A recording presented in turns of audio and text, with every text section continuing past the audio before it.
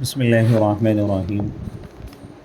سیرت النبی کے اسباق چل رہے تھے، عام فہم سیرت رسول۔ آج کا سبق نمبر 11، بچپن میں رسول رحمت صلی اللہ علیہ وسلم کی شان۔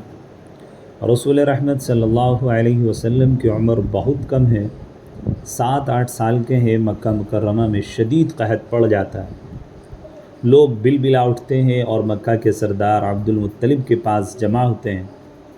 عبد المطلب اپنے چہیتے پوتے حضرت محمد مصطفیٰ صلی اللہ علیہ وسلم کو اپنے کاندھوں پر بٹھا کر سب کے ساتھ ابو قبیس کی پہاڑی کا رخ کرتے ہیں اور اس بچے کے واسطے سے کعبے کے رب سے بارش کی دعا مانگتے ہیں۔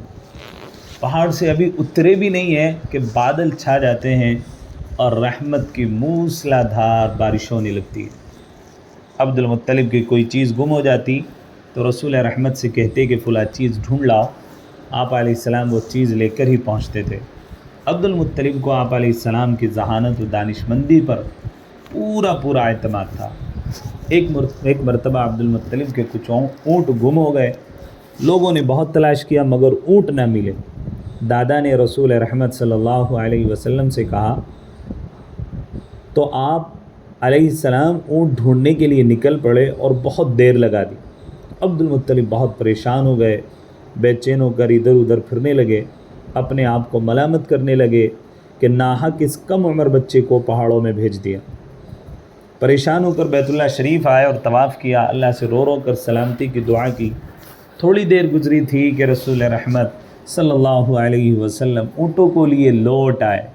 عبد المطلب نے آپ علیہ السلام کو دیکھا تو خوشی سے باچھیں کھل گئیں اور عہد کیا کہ آئندہ کبھی اکیلا نہ بھیجوں گا۔ رسول رحمت صلی اللہ علیہ وسلم کا بچپن بڑا ہی اچھا تھا۔ آپ علیہ السلام بچپن میں بھی ہمیشہ سچ بولتے، بڑوں کی عزت کرتے، صاف ستھرے رہتے، پیاری اور میٹھی باتیں کرتے۔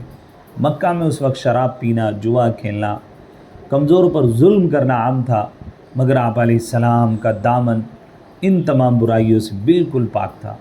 آپ علیہ السلام اپنی سچائی، امانت داری، وعدہ وفائی، غم خواری اور اخلاق کی بلندی میں دوسرے تمام مکہ والوں میں ممتاز تھے۔ لوگ رسول رحمت صلی اللہ علیہ وسلم کو صادق یعنی سچا اور امین یعنی امانت دار کہہ کر پکارتے تھے۔